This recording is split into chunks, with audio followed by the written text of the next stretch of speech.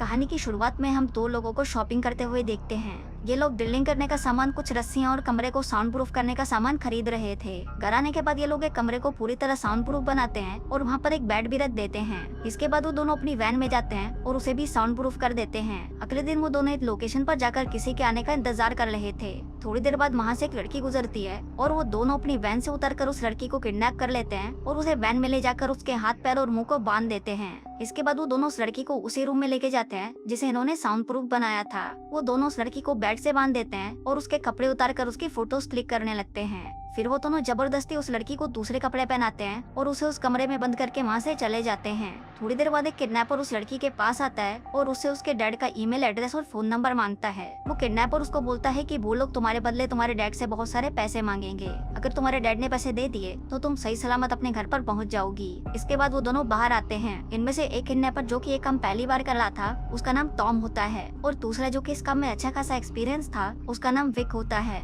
इसके बाद वो दोनों उस लड़की, जिसका नाम स्टेला था, उसके डैड को मेल करते हैं और उससे स्टेला के बदले $2 मिलियन की मांग करते हैं। आगे कुछ दिन बीत जाते हैं लेकिन स्टेला के फादर का कोई भी जवाब नहीं आता। तभी विक टॉम को कहता है कि हमें स्टेला को पानी और खाने के लिए देना होगा। इसके बाद विक स्टेला के पास जाता है और उसे कहता है कि अभी मैं तुम्हें पानी पिलाने वाला हूँ, जिसके लिए मैं तुम्हारे मुंह से इस पट्टी को हटा दूंगा।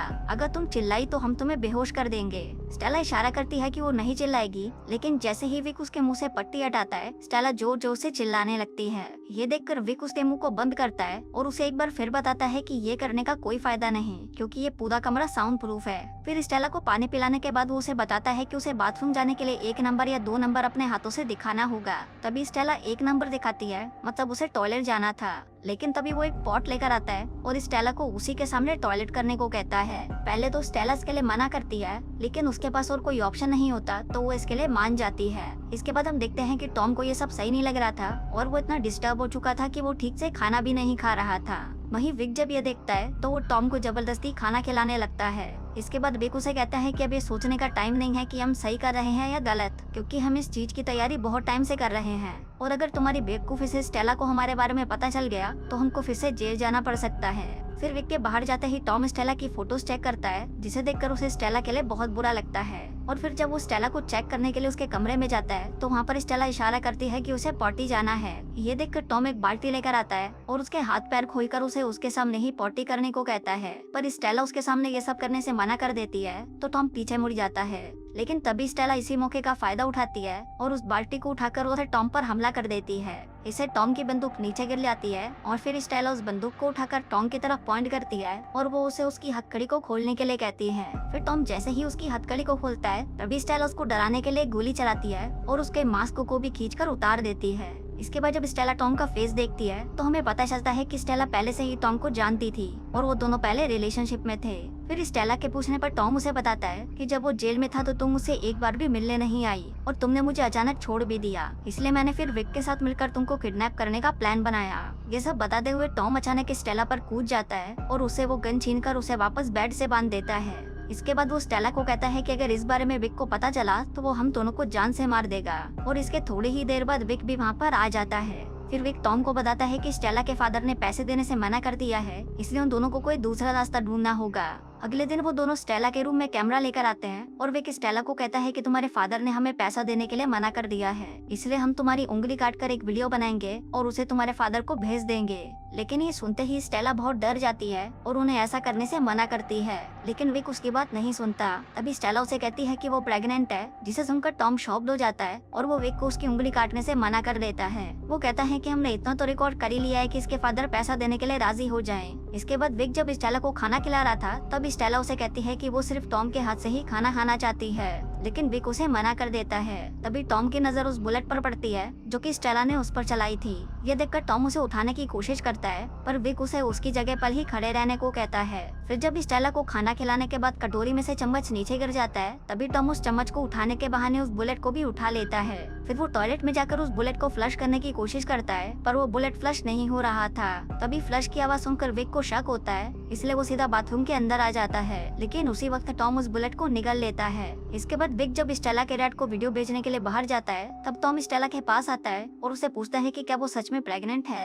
इस पर स्टेला उसे कहती है कि हाँ वो प्रेग्नेंट है और ये बच्चा भी तुम्हारा है। इसके बाद स्टेला को उल्टी आने लगती है जिसको देखकर टॉम उसकी हथकड़ियों को खोल देता है। फिर टॉम को अपने करीब देखकर स्टेला उसे रिझाने की कोशिश करती है और फिर जब टॉम का ध्यान नहीं होता तो स्टेला चालाकी से टॉम को ही हथकड़ियों से बांध देती है। इसके बाद स्टेला बाहर जाने की कोशिश करती है पर दरवाजे पर लॉक लगा हुआ था। ये देखकर वो टॉम के फोन से पुलिस को भी फोन करती है और उन्हें सारी बातें बता देती है। लेकिन जब पुलिस स्टेला से उसकी लोकेशन पूछती है तो स्टेला को पता नहीं होता कि वो कहाँ पर है। तभी स्टेला की नजर घर की चाबी पर पड़ती है जिसको टॉम उठाने की कोशिश कर रहा था। ये देखकर स्टेला उसे उठाने जाती है लेकिन तभी टॉम उसे मारकर बेहोश कर देता है और उसे फिर से बेड से बांध देता है। थोड़ी देर बाद जब विक वहाँ पर आता है तो टॉम उसके सामने ऐसा दिखाता है जैसे कुछ हुआ ही ना हो। फिर विक टॉम को बताता है कि स्टेला के डैड पैसा देने के लिए मान गए इसलिए उन्हें आज ही यहाँ से जाना होगा। ये सुनते ही टॉम बाहर जाकर वैन को रेडी करने लगता है पर तभी वहाँ पर उसे स्टेला की प्रेगनेंसी रिपोर्ट मिलती है जिसको पढ़ने के बाद टॉम को यकीन हो जाता है कि स्टेला सच में प्रेग्नेंट है। दूसरी तरफ जब विक स्टेला को लेने जाता है तो उसे वहाँ पर टॉम का मोबाइल मिलता है जिसको चेक करने पर उसे पता चलता है कि स्टेला ने पुलिस को फोन लगाया था। इसी के साथ ही उसे वहाँ पर वो गोली भी मिल जाती है जिसे स्टेला ने टॉम पर चलाई थी। अब ये देखकर विक को वापस शक होने लगता है और फिर वो सच पता लगाने के लिए स्टेला को टॉर्चर करना शुरू कर देता है। अब इसे स्टेला बहुत ज्यादा डर जाती है और वो विक को बता देती है कि टॉम उसका एक्स बॉयफ्रेंड है। अभी सुनकर विक को लगता है कि शायद टॉम ने उसका नाम भी उसे बता दिया होगा इसलिए वो स्टेला से अपना नाम पूछता है लेकिन स्टेला उसे कहती है कि उसे उसका नाम नहीं पता। फिर जब टॉम वापस आता है तब विक उसे पूछता है कि आखिर तुमने स्टेला को ही किडनैप करने के लिए क्यों चुना। इस पर टॉम उसे कहता है कि हम दोनों ने ही तो मिलकर स्टेला को किडनैप करने का प्लान बनाया था।